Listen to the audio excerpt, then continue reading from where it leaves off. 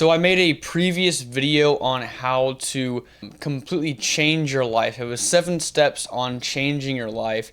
And this video is going to focus on 3 steps that you can take to make a specific goal. So this is only going to be making the goal and taking action on it. And so the first thing you want to do is you want to write down exactly what it is that you want. What do you want to achieve? And it turns out that this is actually a very difficult step. It's a very difficult process for people to be completely honest with themselves and write down what they want. Just truthfully, completely authentically, what do you want in life? It can be something bad. Just write it down. You've got to be honest with yourself. And then you've not only got to be honest, but you've got to be specific. So if you want more money, don't just say, I want more money by the end of the year. That's not specific enough. How much more money do you want? Specifically in a dollar amount. And it can even be in terms of income. So it can be $10,000 a month. It can be $100,000 a year. Whatever it is that you want to achieve, have a very specific goal on what that actually is. Because if you don't have a specific goal, then you're just broadly aiming somewhere, and it's going to increase the likelihood that you miss the mark, that you miss your goal.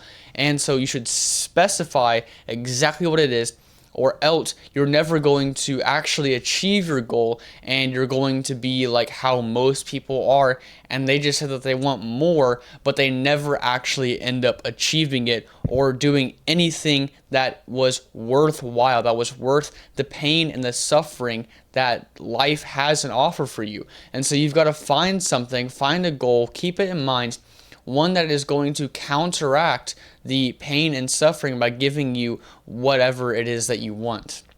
The next step is to actually figure out if that's going to benefit society and if it's going to benefit yourself.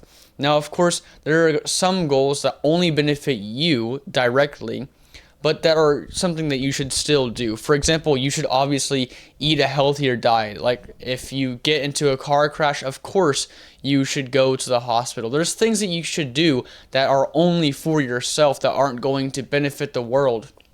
But when I say this, I think you know what I mean. You've got to make sure that it benefits you and that it also benefits the world. Or at least it benefits you and doesn't do anything at all to the world. It doesn't negatively impact the world, and it doesn't also positively impact the world. It's just kind of neutral in that front. So things like that are eating a healthier diet, going to the gym, meditating, reading. These things don't directly affect the world at all, but they benefit you. And they're not selfish acts, because they're just making you more of the person that God wants you to be and more of the person that you were designed to be. And you're fulfilling the purpose and the mission that God has given you by doing those things. So they're not necessarily selfish.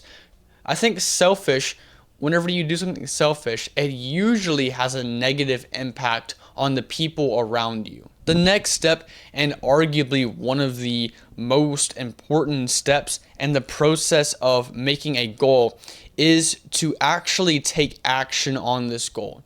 And so what does this look like? What does it look like to actually take action on a goal? Well, firstly, you've got to specify what you want, and then you have to make sure that it's going to benefit, at least it's going to benefit more than it's going to do harm. And that's going to give you the motivation to continue working at this goal. And of course, online, people talk about how you don't need motivation, you don't need happiness, you don't need to feel good in order to achieve anything great. And that is absolutely true. And you should not be striving and aiming at happiness and motivation, but you should do things that are going to motivate you, because it's going to increase the chance that you're going to continue doing it every single day in the future.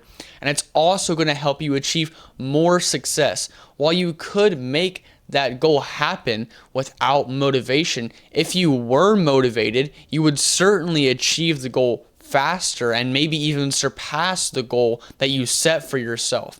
And so how do you get this motivation? what you should do is you should divide your goal into multiple steps that you're going to take every single day.